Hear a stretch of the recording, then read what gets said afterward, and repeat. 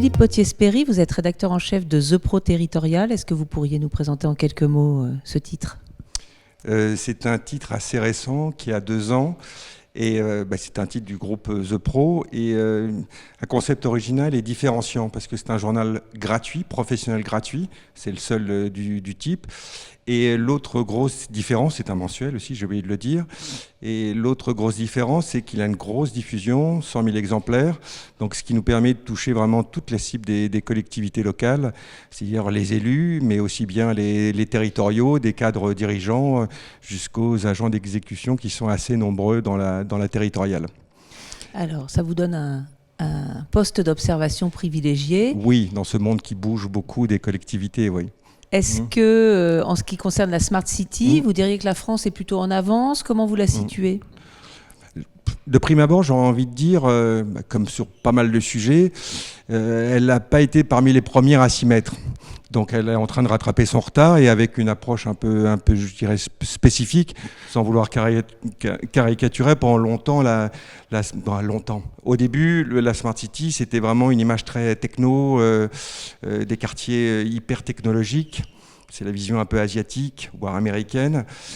Et la France peut-être a mis plus de temps à venir sur la Smart City, mais avec un concept, j'ai envie de dire, plus global et avec une notion de gouvernance importante, gouvernance au niveau du projet politique et cette notion d'intérêt général aussi. Jamais oublier qu'on peut faire des choses magnifiques aujourd'hui. Votre journée le montre, de plein de réalisations dans tous les domaines, mais effectivement, ça doit s'inscrire dans un projet global. Et je trouve que la France s'inscrit plutôt dans cette tendance-là, avec plus ou moins de réussite, évidemment. Et l'autre chose intéressante, c'est évidemment, on pense aux grandes villes, aux métropoles. Vous avez des illustrations, j'ai entendu ce matin Toulouse, Paris, évidemment, mais des villes aussi moyennes, voire petites, qui, effectivement, c'est des briques de la Smart City, mais qui font des choses très bien. Et ça peut paraître anecdotique, il y a aussi même des choses en milieu rural. J'ai l'exemple d'une petite commune dont je me souviens du nom, qui s'appelle Bras-sur-Meuse, dans la Meuse, 780 habitants. Vous allez me dire quel rapport avec la Smart City, et ils font des choses superbes. Un élu super engagé sur le sujet depuis 15-20 ans, et numérisation de tous les services de la mairie, la création d'un pôle numérique modeste, c'est pas celui de Los Angeles ou de Montpellier, mais et surtout une appropriation par la population. Et ça fonctionne. Donc, Smart City, c'est un concept beaucoup plus global et je trouve que, pour revenir à votre question initiale, la France s'en sort pas trop mal aujourd'hui, avec son propre modèle.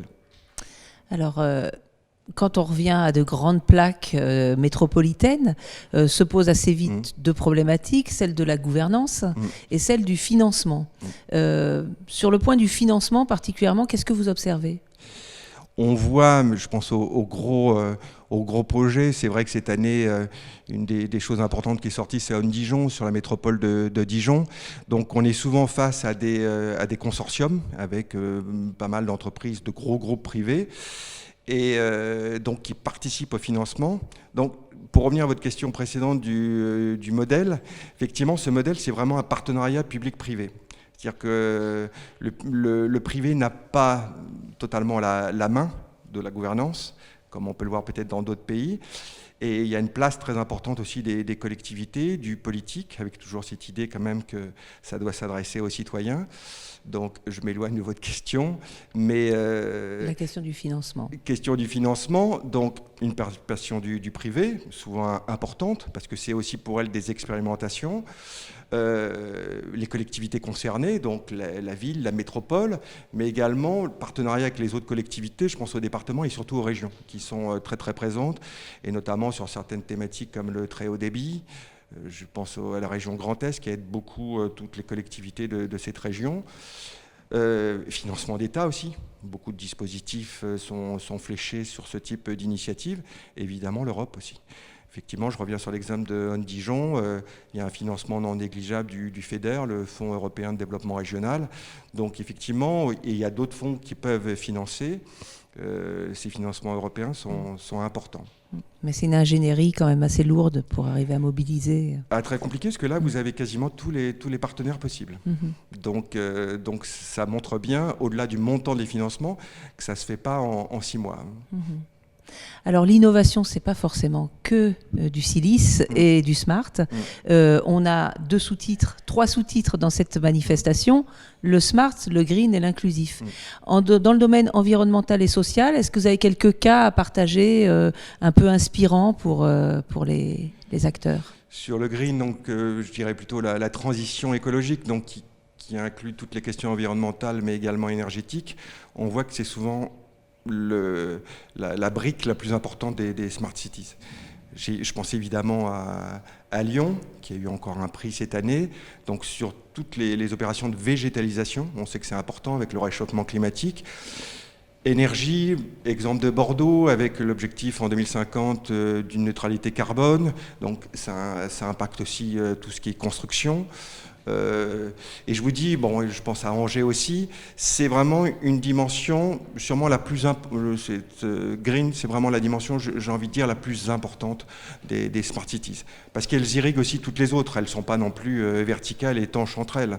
Donc ça conditionne des politiques de mobilité aussi qui sont très importantes. Mobilité au sens transport, évidemment. Donc vous m'aviez dit aussi... L'inclusion sociale. Alors l'inclusion, c'est vrai que selon les cas, il y a différentes acceptations, parce que ça peut être très large. Moi, j'ai envie de le remettre au niveau social. Parce que comme je vous disais, c'est l'association France Urbaine, qui est partenaire de votre événement, qui rassemble toutes les grandes villes et les métropoles, qui insiste beaucoup sur les Smart Cities, qui doivent être un levier d'innovation sociale.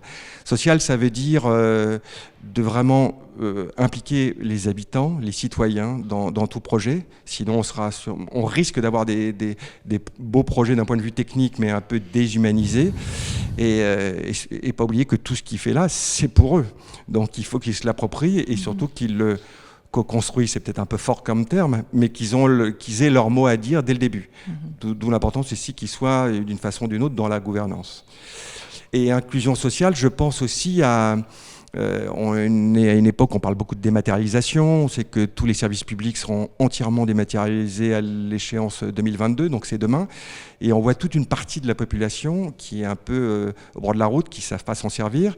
On pense évidemment aux personnes âgées, mais c'est pas que. On voit que même une population jeune qui peuvent être constamment sur les réseaux sociaux, mais qui savent pas bien comment remplir des formalités administratives qui sont pas aussi simples que le fameux en un clic.